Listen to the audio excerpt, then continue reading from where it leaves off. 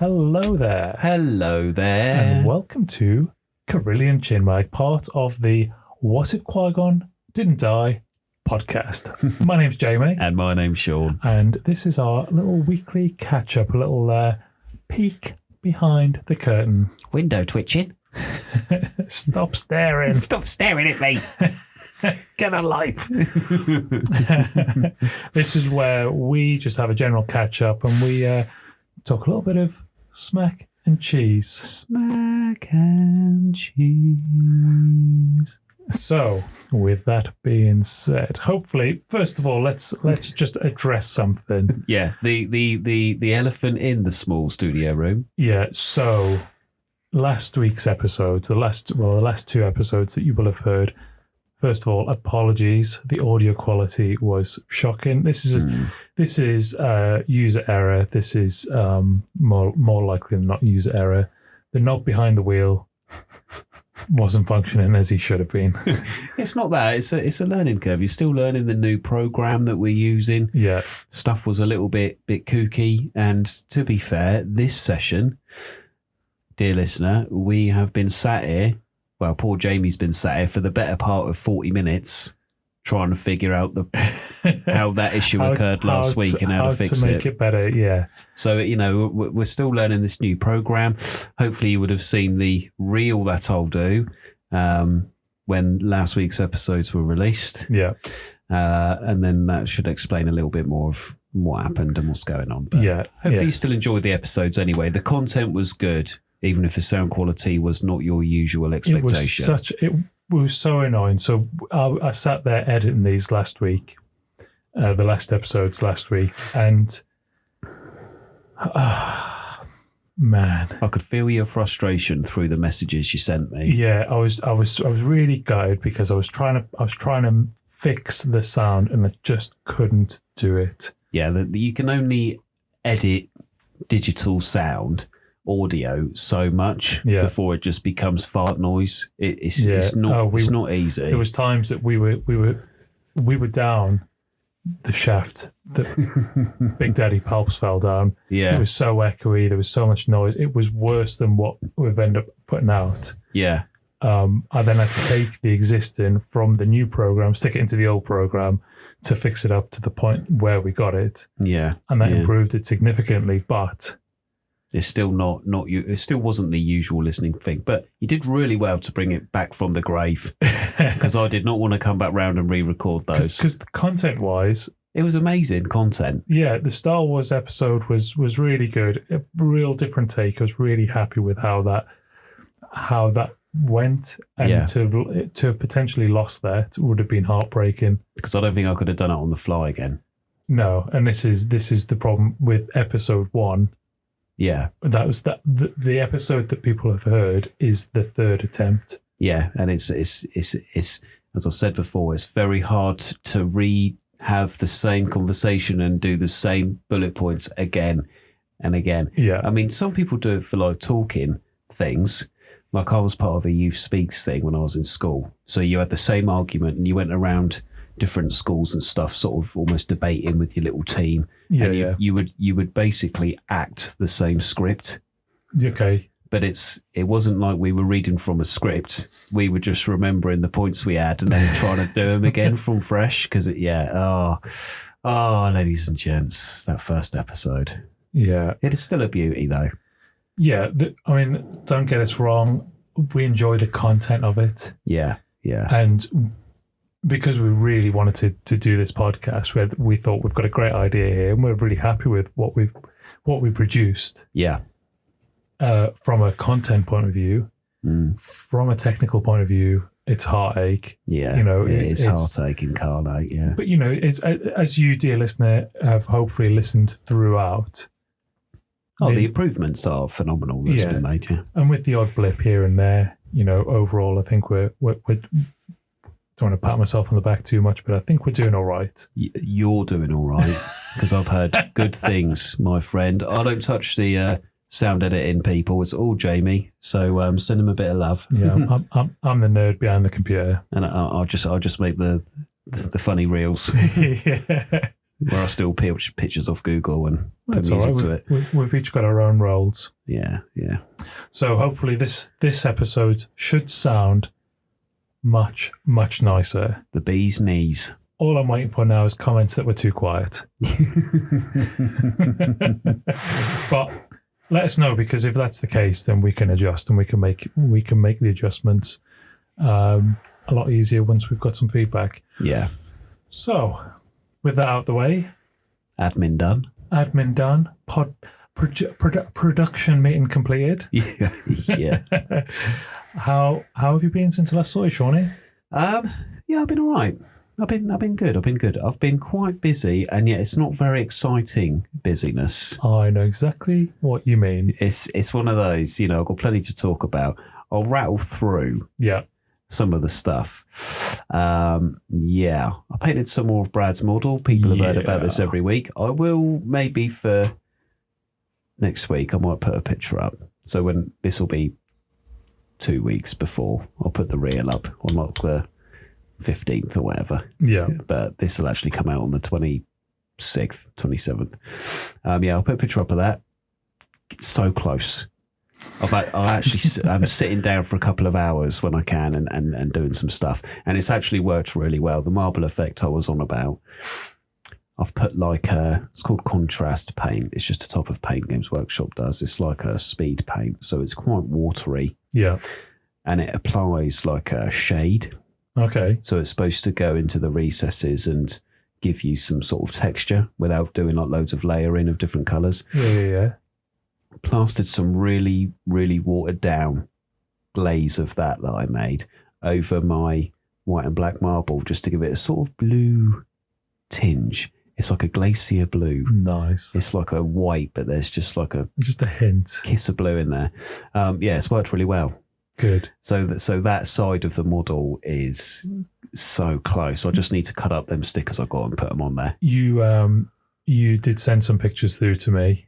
Oh, I did. I sent the pictures that I did. Yeah. Sunday. It looks really good. Yeah. Because I was looking at it thinking, wow, that texturing you've got in there is phenomenal. Like, you are a better painter than you give yourself credit for. Just little tips and tricks. Make it easy for yourself. Use cheap paint. That's what it is. No, the paints are not bloody cheap, I'd say. No, not cheap, cheat. Oh, cheap paints. Oh, yeah. Well, sometimes. I'm winding up. Sometimes. There are cheap paints out there. I've got a new box that was released this weekend for AOS 4, so I pre-ordered the big box.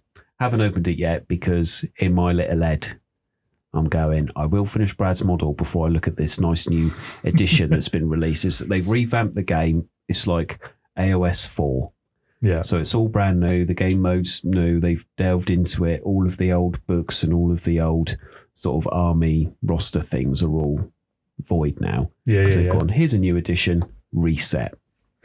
But I can't open that box that I spent a fair bit of money on because Brad's model's on the table going, you best finish me first, motherfucker. Do not leave that. Yeah. But I'll tell you why I'm excited, because going back to these speed paints, it comes with some Stormcast Eternals, which are like knights, essentially. They're the Space Marines of the fantasy side of it. Okay. And Mr. Alex got them. But I kept the other half of the box, which is all of the books and all the cards and all the little mats and stuff that you get. Nice. But the Skaven, which are man-sized rats. Think Master Splinter. Yeah. But even bigger. Roughly the same size, but evil, and that has a gun. And by gun, I mean noxious fume-spitting nuke thing from fantasy time. So it's like a massive copper musket that fires plague bombs or something. But the speed paints will be perfect for that because they're all fur. Right. So I can spray them all black. Yeah. Dry brush over some grey, which is just basically like kissing the raised edges with a lighter colour. Then using the speed paint because that gives the shadow and the texture. And then I'm just going to be like done. So I can play with them straight away. It almost sounds easy. Yeah. It will take me forever. Because like the mini rats, obviously on the board, they're like that big, and I'm saying like 1.5 inches here to Jamie. Yeah. So the little boys are like that, and then you get a big boy which is like that. Yeah, about 6 inches. Yeah. But yeah, so I cannot open that box. It's sat on the top shelf of my new desk. Well, looking yes, at me. We'll be talking about that in a minute. Yeah. So, so I've got to do that. But yeah, going straight into the desk. Built it Saturday. Yeah, so now Shaun is making his own little studio space, his own little workshop. Yeah, that's it. Yeah, it looks really cool. The pictures he sent through are really nice. The desk is nice, isn't it? Yeah. Considering it was a decent price from the Amazons, and I had an old desk from a previous life, currently in my normal room. Yeah. So what I've done is I've built the new desk in the spare room at the back. That's been stripped out.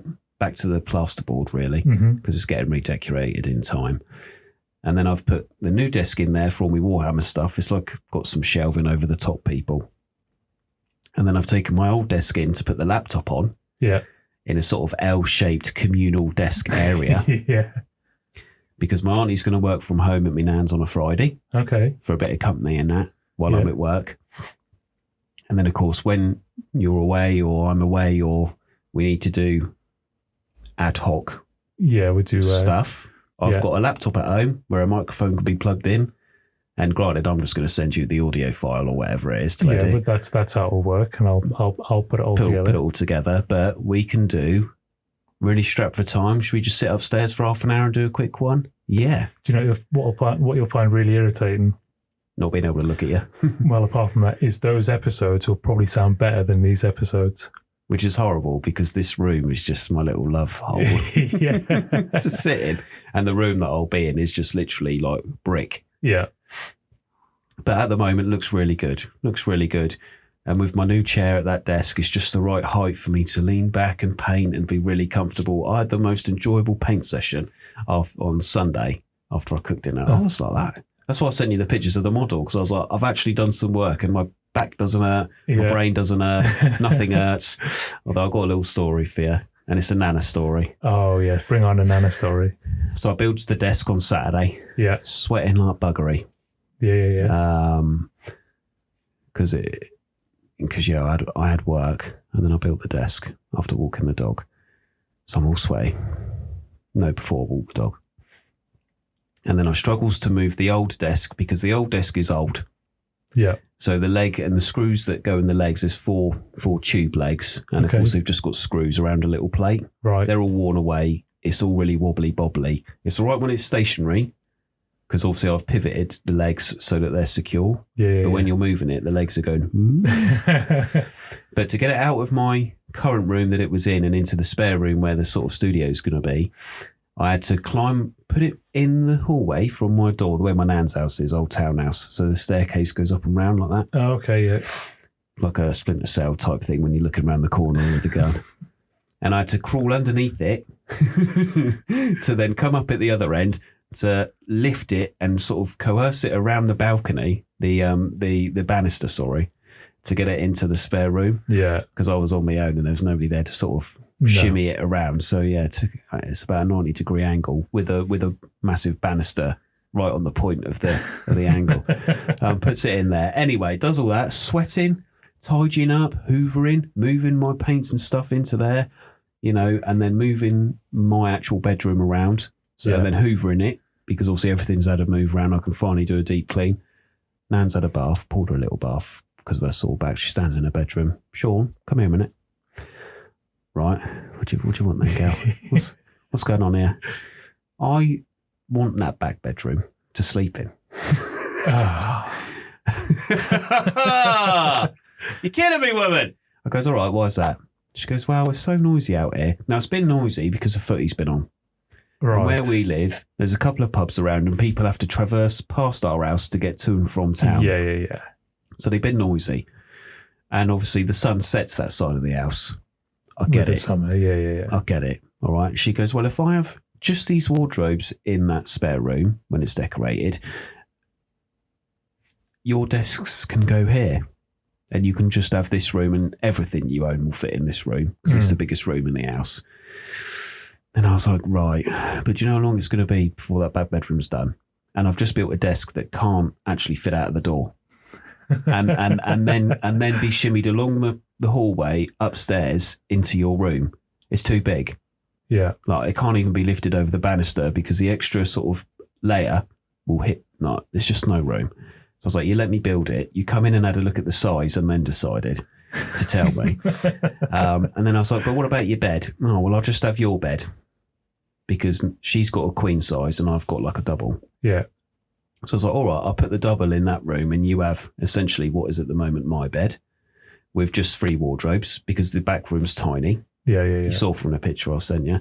And I'll just sleep on what your, 80-year-old lumpy, horrible mattress on your queen-sized in here with, the funny smell in the carpet and what else and whatever else. I was just like that.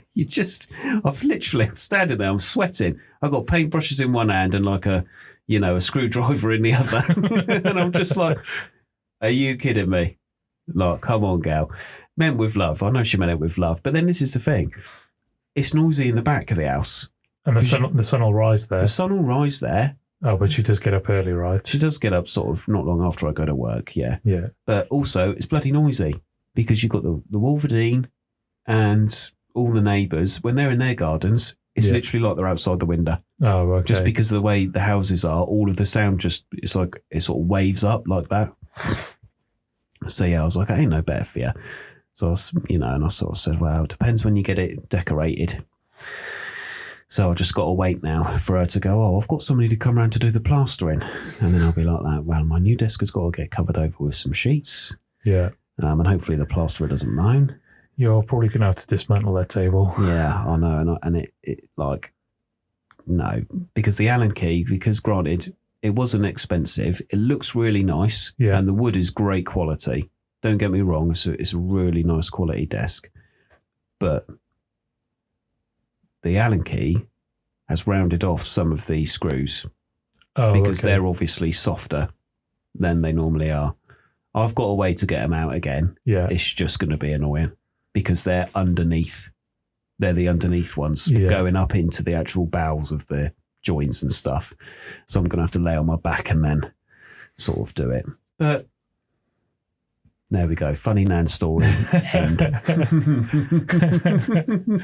Well, if you need some help, give me a shout. Yeah, I was going to say, if I need some help, I'll probably get you to come around on Max. He's pretty good. He's got some tools as well. But Yeah. Even if you just need stuff being moved. Yeah. That's Plenty of strapping lads I know can come and give me a hand. I can stand there with my cup of tea with one hand on me hip going, well done, boys. Go on, get it over there in that room there. Yeah, if you supply the tea, I'll come and help you. No bother. Yeah, and it's Yorkshire brew in my house. Of course it is. Of course it is. Only the good stuff. Only the best. The very best. The very best. Okay. Only a couple of things left to talk about because that was the big thing. Yeah. So I've started big and I'm going to win small. We'll have a little Nana story anyway. Yeah, we love a little Nana story. She's crazy. But her back is getting better. That's good. Yeah, so if anybody was worried about old Nana, she's getting better. She's on the mend. I've been looking after her. My Viking gear arrived today from my Viking festival. Sent you a picture. So, well, you sent me a lot of pictures. And I'm not sure you meant to take all those pictures, but I enjoyed them all. I didn't mean to take all of them. I looked at them back earlier. I was like, did I take that one? That came through. Oh, it's so cool. Yeah. It's not even cheap crap. It feels really nice. Good. And it feels like I would be an extra on a set of Game of Thrones or something. Or Vikings, yeah. Oh. You've never looked so happy. Oh, because Dad's got his tunic and proper trousers as well. Okay. But I've got the full gear. And when my hair's tied up and I've got my sword on my back, I'm like, yeah, come on then. Yes. That looks really cool. But when we actually go to the festival, people, I'll put a little picture on the Qui-Gon Insta. I need to see more. Yeah, I want to see this festival. I want to see what it's all about. It might be absolute dogs. But I'm still going to dress up and have a nice time. Yeah, even if you just go there and run around, eat a turkey leg and drink some ale, and then come home. Some ale, yeah. That's it. That is my plan. From the Horn of Plenty. That's it. Yeah, Horn of Plenty, the wishing well of buxom maids. So that looks quite cool. Okay, little bit of game chat. This is what I'm going to end on. I mean, we love a bit of game chat, right? We do, because everybody knows now that I've got an Xbox. And despite having Brad's model to paint, I have found some time to play Starfield. Yes. Which is a bit old now. It's not the new up and coming amazing game. Last year, wasn't it? It was last year, and it was met with some criticism because everybody loved Fallout 4 and Skyrim. Yeah. For people, that was the bedrock of Bethesda's best. Yeah. I know Elder Scrolls Online's got a really big following, but console-wise... Well, the difference with Starfield is it's the first new universe type. Yeah, they've started no fresh. Pun intended. Yeah. Like Fallout 4 is it's a sequel of Fallout games. Yeah, it's Skyrim universe already based. The lore's already there. Yeah. They've already done it. So I've started to play Starfield. Oh, I've fallen deep into the Bethesda trap. So this is interesting because I played Starfield when it first came out. So I'm interested to hear what you think of it in comparison to what I think of it from my very limited gameplay. I really like it. The trouble is with it, which I'm sure Skyrim was the same, but I can't remember it being like this. Yeah. And same for Fallout. It doesn't give you a proper manual on how to do things. So when you start a game, it will tell you how to run, move, shoot, and you'll play a bit of story that is basically a tutorial. Bethesda's really good at doing that. However, it doesn't tell you what button to press to bring up the menu. It doesn't tell you how to access your missions and then select them so you don't get sidetracked doing all of the 1,000,001 little things the little butterflies tell you to do. Yeah. Because, that's what their games are for, right? Mm-hmm. You have a storyline and then you sort of piddle around doing all the little legs, spider legs, millipede legs outside the thing. That's it, yeah. I'm really enjoying it, despite getting caught in these traps, because I do it all the time. But when we spoke earlier, you said about getting a bit sort of lost with your missions and not having a mission. Yeah, so my criticism, I enjoyed the way the game looked. I enjoyed a lot of the stuff that I'd seen, but I can't have put more than 10 hours into it, which is not really very much in terms of... For a Bethesda game, yeah. Yeah, you'll be spending... If you take this to the end, you'll have spent hundreds of hours probably. Oh, yeah. My criticism was inventory space was ridiculously limited. Your ship space, inventory space is also minuscule. Yeah. There's not enough places to store the loot that you're going to find. Then take it back to sell as well. But the other thing is this game is designed for running around and looting. So you go to an area and all you want to do is explore and see if you can find, what's that, what's this, what's that, what's that. Yeah, can I carry all of these different spacesuits back to my ship to store them somewhere? There's duct tape.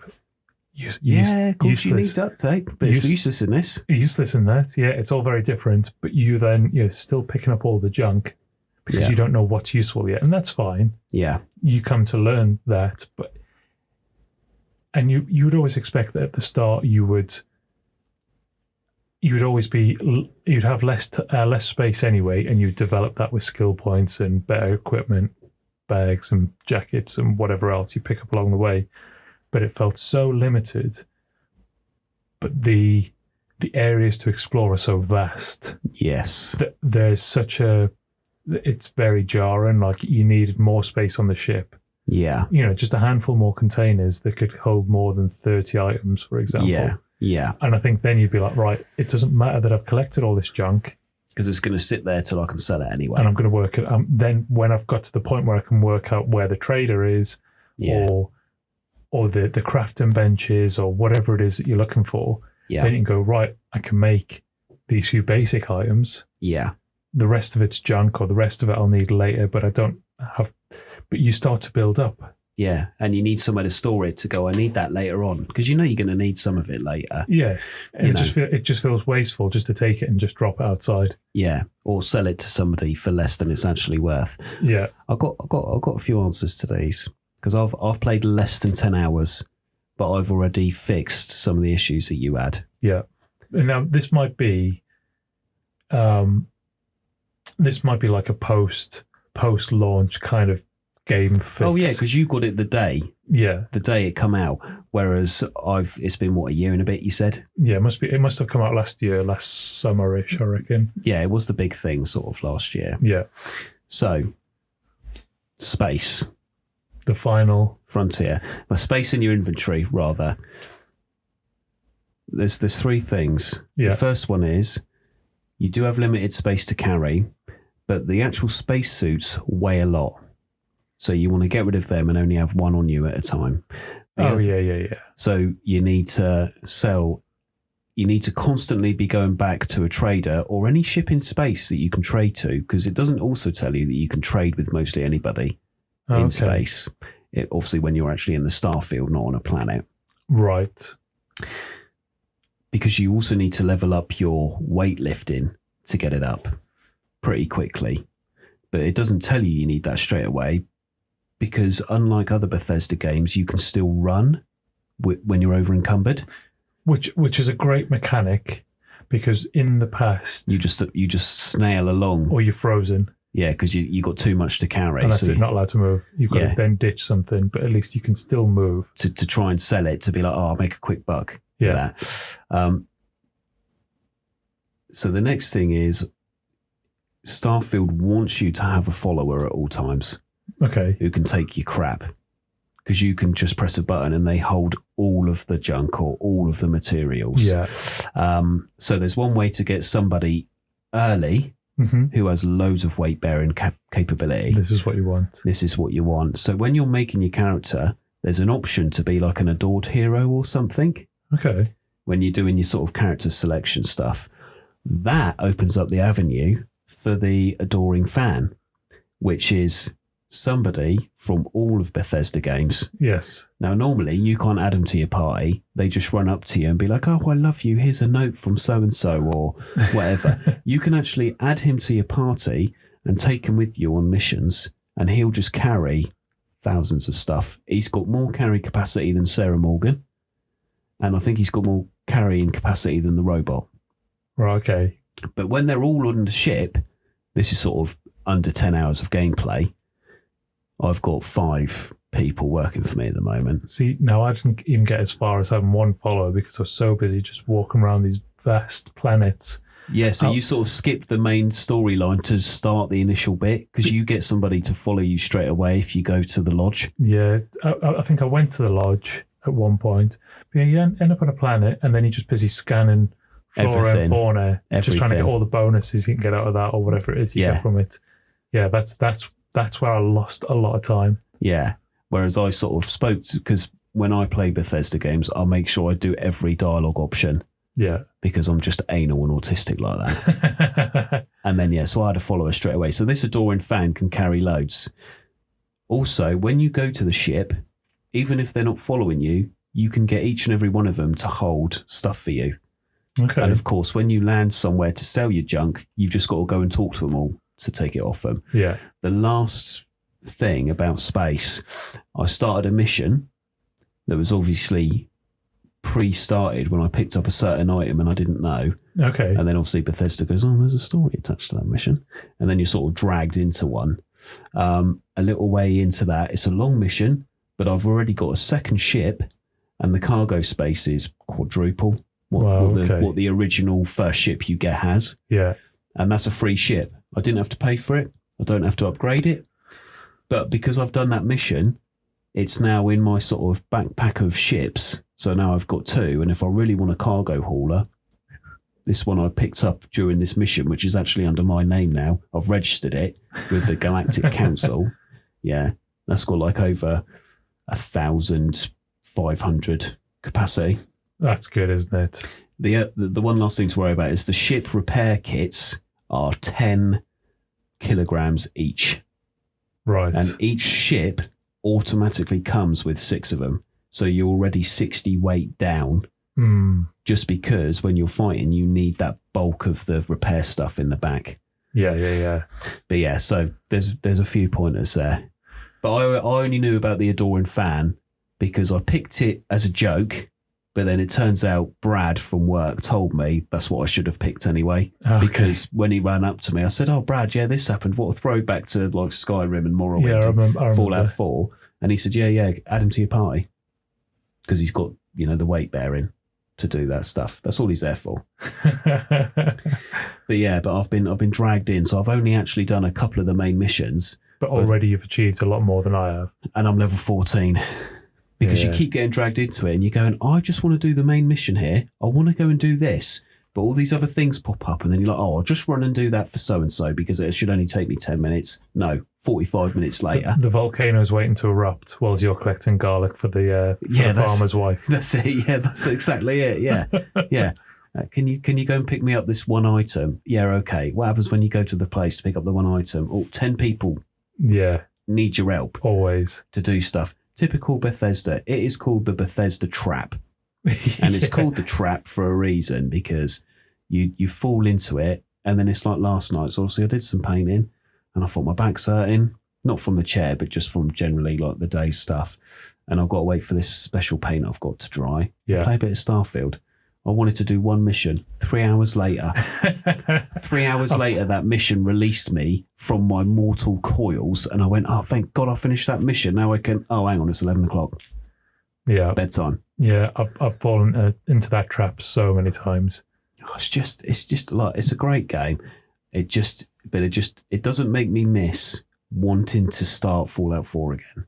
Yeah, because I've already played Fallout 4. Well, you know what to expect from it, whereas this one is all brand new. Yeah. So even if you're not in love with the game yet, I know more you play it, you will. I'm already loving it. I've figured out how loads of stuff works, like getting the ship, it doesn't tell you. This is a simple thing. When you're in space, you can actually walk around your ship.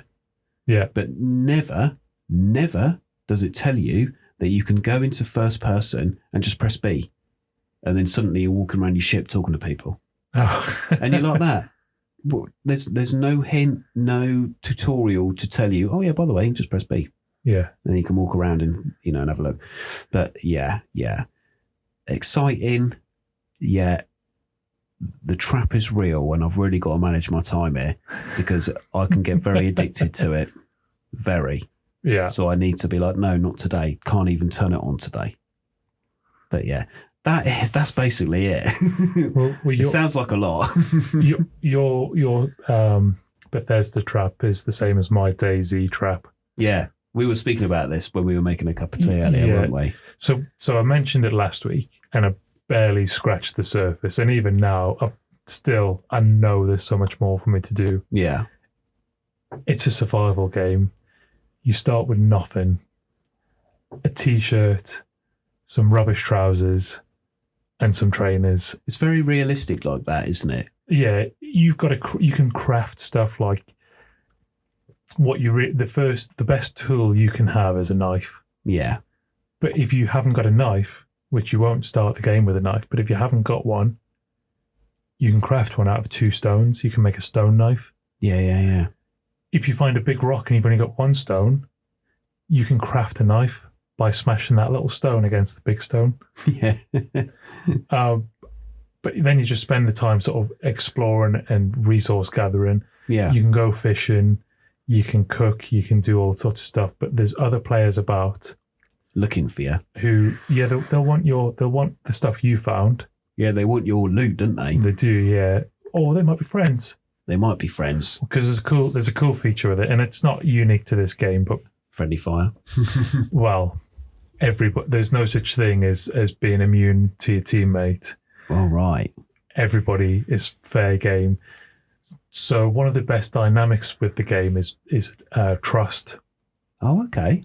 So you'll meet other people, and you might not want to fight them, and they might not want to fight you, and you can talk to them in game. You don't have to be connected to them. You can press a button on the keyboard, and you'll just project your voice. Yeah. Through your microphone, whatever. Yeah. Into the game cool. world, which is fine. If other people are nearby, they'll be able to hear you. And so they might not be friendly, but you might want to open a dialogue with someone and be like, "Oh, hi, how you doing? Blah blah blah. Yeah, I'm new to the game." Like, everybody would say, yeah, unless you got a massive beard. But you can also see what the other person looks like, and you can see what level of gear they've got because you'll know if they've just started because they'll be in the rags. They'll be in the basic clothes. Yeah, they'll not have weapons strapped to their back or in their hands or whatever. Yeah, there's a level.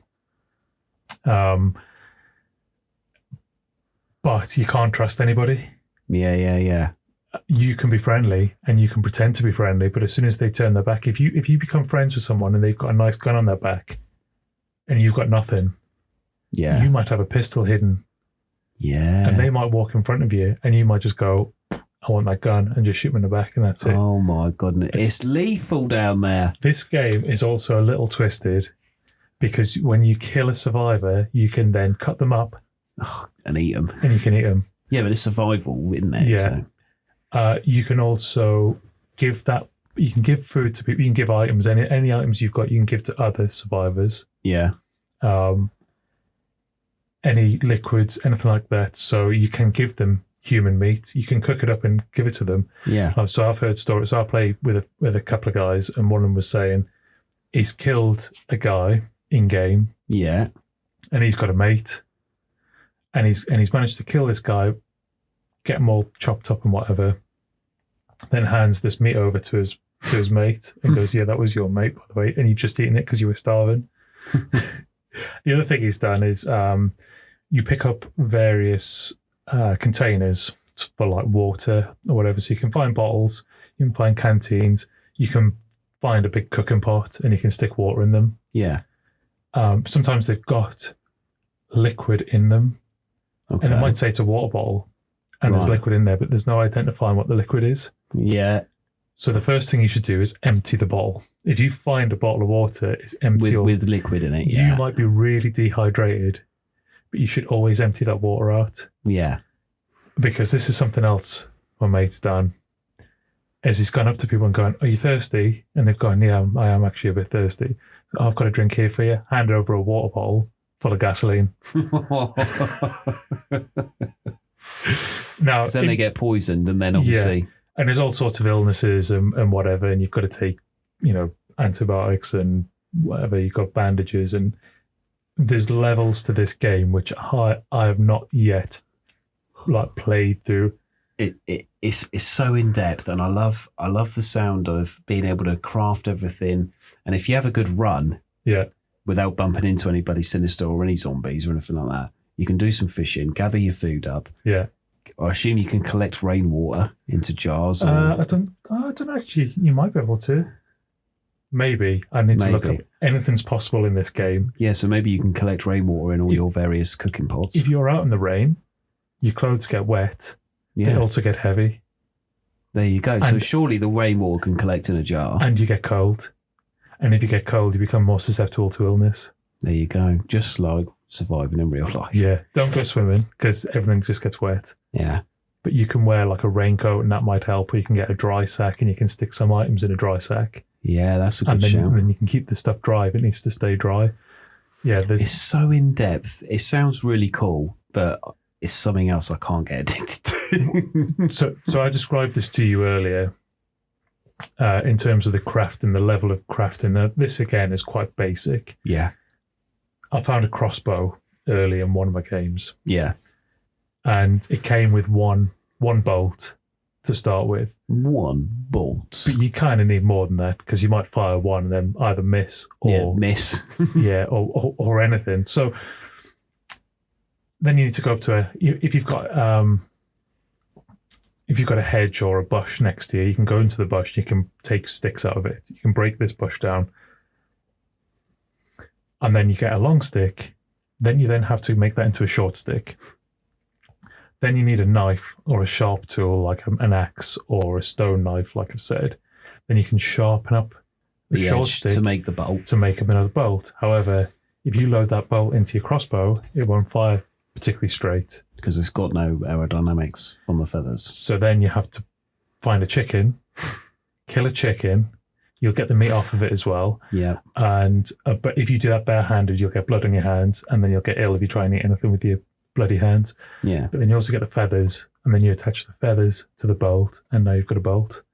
But it's all these little bits that add up, and you've just got to learn how to pull it all together to then make other stuff. Yeah, to get it all to work. Yeah. Like you should wear gloves. And the best thing, if you haven't got gloves, and gloves are, you can find gloves in the world. Mm. But if you can't find gloves, what you find is other old clothes. You take your knife, your stone knife or whatever you've got, and you can cut those clothes up into rags to make. And then you can make hand wraps. Yes, yeah. But then those clothes, those rags can also become bandages. Yeah, as long as they're clean. But if you don't clean them, you can get ill with an infection. Jesus, I mean, come on now. There's just so many levels to this, and I really enjoy it. Good. There's a lot of walking around. There's a lot of nothing. Yeah, but that's the part of the survival aspect, isn't it? Yeah, and you've got there's a map online that you can go through, but you've got to identify where you are to work out where you've got to go. There's no. Yeah, you said there's no compass and no in-game map. Yeah, so when you drop in, you are blind. There's no HUD there's no HUD with a map or radar in the game. Yeah, you can find a paper map, but it doesn't tell you where you are. No, it just you can see where you might be going. Yeah. In some towns, they've got an information board with a map on it, and that'll tell you where you are. Yeah. And then if you've got a paper map, you could put maybe dock it together on there or something. Yeah. But the reality is, I would imagine that 90+% of people sit there with a map on their phone screen or tablet screen or whatever, just keeping an eye on it. It doesn't tell you where you are. You still have to work out where you are. So there's still a level of map reading to be involved. Yeah. And then you can sort of go from there. So it's very involved, but it's a lot of fun, and I'd recommend it to anybody who has a computer who wants to have a. You'd say it's on Steam. Yeah, it's on Steam. Yeah, and it's not easy. You will die a lot, and you don't own any loot. You're just borrowing it until the next person gets it. Yeah, that is the best way to describe it, I think. From what you've said to me, yeah. And then you'll die again. And then you'll die again, or maybe you'll get it back. But yeah. It sounds good, and it's because you said earlier as well. If you stay in the server, your guy sort of goes into hiding. Yeah, if you leave, if you leave the server mid game, then yeah, you'll respawn in the same place with all your gear as is. Yeah. If you die, it's back to square one, basically. Yeah, exactly that. Back to zero. Hungry. Yeah, thirsty, no cold. Armor, no clothes, and I'm playing on a nice map. There's an icy, like Arctic Circle map, and you start off in the same situation: t-shirt, trousers, but in Baltics -50. Yeah, and you're freezing, and your food's frozen. Oh God! So you're just sucking on frozen food. Yeah, you've got to make a fire. You've got to do whatever to kind of warm yourself up or find anything to help. I've not even got that far. That's for another day. That's another server. Yeah, I was going to say that's a lot there. That's hardcore, but it looks stunning as well. Yeah, you've shown me some of the pictures, and I must admit the pictures of the two boys, stood in looking at the sunset. Granted, the graphics ain't amazing, but it's a beautiful game. Yeah, I would say the graphics look really good for there. Yeah, but games that come out today aren't generally any better graphically. No. Some are amazing now, but there's actually very few that are as good as stunning. Yeah. So yeah, it's a recommend for me. Yeah. No, it does sound cool. If I had a better laptop, maybe I'd give it a go. But like I say, it sounds like you could get quite into it because you're constantly on the edge of your seat trying not to die. I've probably put in, I reckon I've done over 15 hours in about a week. Bloody hell. 15 hours, and this is why you haven't watched any boys. Well, that's not the real reason I've not watched it. Anyway, I'm only messing. Okay, so next, the other thing I've been watching on Netflix, I've been watching the Titan Games, which is hosted by Dwayne "The Rock" Johnson. Dwayne "The Rock." If you smell, exactly. It's very American. There's always a sob story, yada yada yada. But essentially, it's not like Broken Skull. It's not as hardcore as Broken Skull, but it's basically two competitors. Yeah, they go through rounds to start, and then they face off. Whoever wins those rounds faces off against the Titan.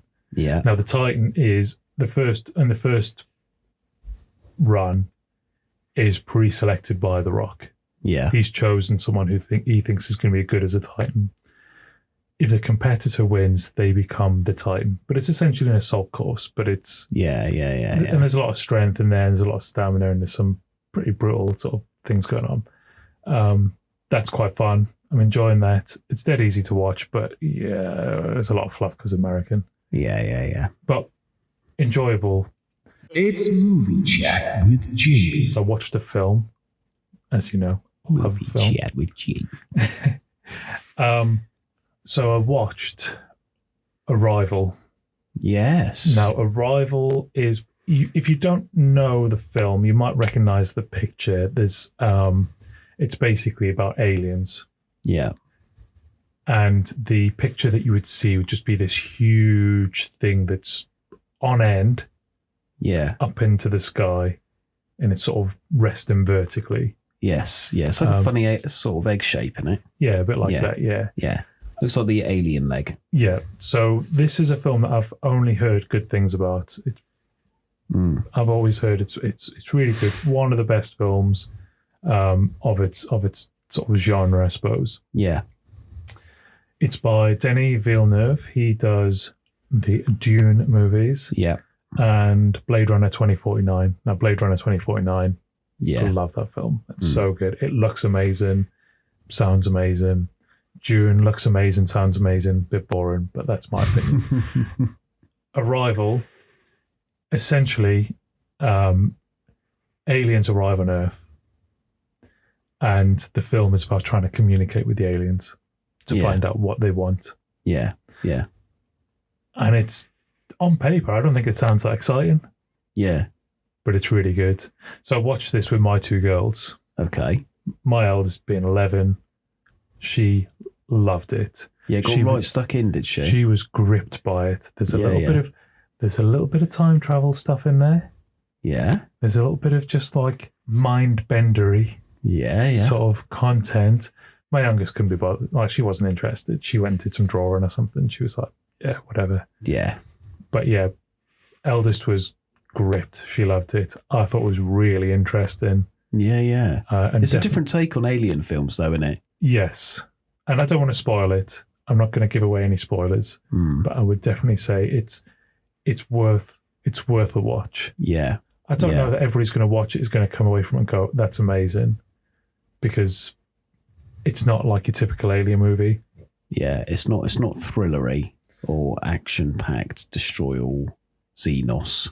Yes, but there is certainly action scenes in it, and it's more about the thought process, and it's still got a very American point of view. Yeah, of course it has. Which is my only real criticism of it. Yeah, America's the good guys, the rest of the world not so good. Yeah, of course. So this is why I like Paul. You know, Simon Pegg, he's British in that, isn't he? Yeah. I've only watched that film once. It was a long time ago. It's a great film. I love it. It's a great film. Yeah. It's a good alien film. I need to watch that one again. Yeah, you do. Yeah, I will add that onto the list. Yeah, that Arrival sounds pretty good. I like films that take a different view on. I know aliens visiting Earth isn't normal, but a lot of films do. Aliens coming to Earth. Oh, loads. And then they get off the ship and they go, how can you understand what we're saying? Oh, I've already sucked up all your internet. Or I've already learned all 1,000 languages on this planet because I've been watching you for 1,000,000 years. But it's nice that a film about aliens isn't about stuff like that. Yeah. It's just, they've literally just landed. What do we do? Nobody knows. It's not Starship Troopers. Yeah, nobody knows. It's not District 9. Yeah. It's not Mars Attacks. No, it's not. What's the one with Keanu Reeves? Where he's sort of got Noah's Ark on his ship, hasn't he? And he's the whale thing, and then they take away all the blubber and it's Keanu Reeves underneath. Oh, I don't know that one. That sounds... Oh, it's so old as well. I can't remember what it's called. It's quite good, though. Yeah. I'll look into that one. Yeah, look into that. I can't remember what it's called, but just write some more notes. Yeah, Keanu Reeves alien film. Yeah. Yeah, it's like his ship's Noah's Ark, and he's come to Earth, and he's gone, humans are horrible, you're disgusting. I'm going to take all the animals away and then bring them back when you're all dead, basically. But to be fair, yeah, sounds ideal. Yeah, just let all of the Earth heal, you know, because it's like did you see the little poster book what the astronauts said? Go on. Just talking about aliens quick. So this popped up. Maybe false. I don't believe everything I read on Lad Bible or whatever it is. Sorry. Disclaimer. disclaimer, because like some of it's just absolute BS. Yeah. Astronaut came down from space. He'd spent 178 days or something up there. Yeah. And he goes, we're all worried about the wrong stuff. I can actually see, he could see the atmosphere. And he said, the ozone layer is so thin. And that's the only thing that's keeping us all alive. And we're doing nothing but damaging it. Yeah. And he was he was saying it's so sad because the human race is focused on the wrong things instead of like keeping the planet going, which is fair cop. Yeah. Which is basically the story of every sort of movie where humans have moved into space. What did you do? Oh, we destroyed the planet. Yes, we know. Typical. Harking back to Starfield, that's the point, isn't it? There's no Earth. No. Because we broke the atmosphere and it turned into a dust bowl. But yeah, this astronaut, he was just like, yeah, it's weird to think about, isn't it? Yeah. And then, maybe an alien will come down when the atmosphere's broken and he'll go, you dumb fucks. yeah, more than likely. Keanu Reeves is going to come down from his whale blubber ship and take all the animals away. Would you like to hear something that statistically is correct? Please. There is zero life off of Earth. Zero life off of Earth? Yeah, but percentage-wise, there is 0% chance that there's anything else in the entire universe because we have found nothing. So therefore, it is currently zero. If we find something... Oh, that percentage will go up. That percentage will. Yeah. I see. Yeah. In the entirety of the universe, even if you find one species, you can then say in the entire universe, there is 0.000 whatever 1% is occupied or has alien life because we discount ourselves always. Or you can say there is 100% chance of life elsewhere because we found it. Yeah. But until we find it, actually there's 0%. Because it's based on our what's it called? Our like view of it. Yeah. So it's based on our things though. So when people say to you, do you think there's life outside of Earth? Statistically, no. But we believe there is because how could there not be? Yeah. But we don't have any way to know. There's no statistics to back it up. So the answer is currently 0. Yeah. There is no chance until there is. And then it's proven, and then we get the percentages to go up. Yeah. Yeah. But didn't they find microbes on Mars? Do you remember that? From years ago, they were like, there's a few bacteria on Mars, which is the building blocks of life, bacteria. And you go, yes. Yeah, it's my belief that there will be. How could there not be life? Oh, exactly. Our planet can't just be one miracle. There's another planet out there which has got the right temperament to have some form of... A Goldilocks planet. Yeah. Do you know what I mean? It doesn't have to be the same sort of atoms we have. Well, no, we're carbon-based, but they might be... I don't know, they might be gas-based or... something, but you're telling me that some molecules and cells and whatever can't reproduce. Yeah. But they might not even work like that. No, exactly. It might just be wind different. that becomes things. Yeah. But that's not to say that they have the same building blocks of life. But yeah, that's a very existential crisis talk coming on there. To paraphrase Jeff Goldblum, life finds a way. Life finds a way. That is one big pile of shit. Mummy's pissed. Yeah, right. Well, I don't have anything else to add. I would like a proper space chat at some point, though, because I love talking about space. Yeah, same. I love talking about black holes and what it does to people. Potentially. And also what may happen if you're stood behind it and you're looking at your mate who's in front of it. Yes. And how other galaxies may work compared to ours, and how big do you think it has to be before we start losing our brains trying to think about just how big, and is it a circle so that we can understand it, or does it just go on indefinitely? Only because our who knows? Because our perception of Earth is a circle, so it's got a start and an end. Yeah. Is the universe a start and an end? Maybe not. We will never know. Let's have this discussion on another day because very interesting. I love space chat. Yeah, space chat is king. Yeah. Yeah, absolutely. Nerds. We're nothing if not nerdy. Yeah. Right, well, let's wrap it up there. Wrap it up, baby. It's been a pleasure talking Absolute pleasure. to you, as always. So, look after yourself. Be good. And stay out of the sand.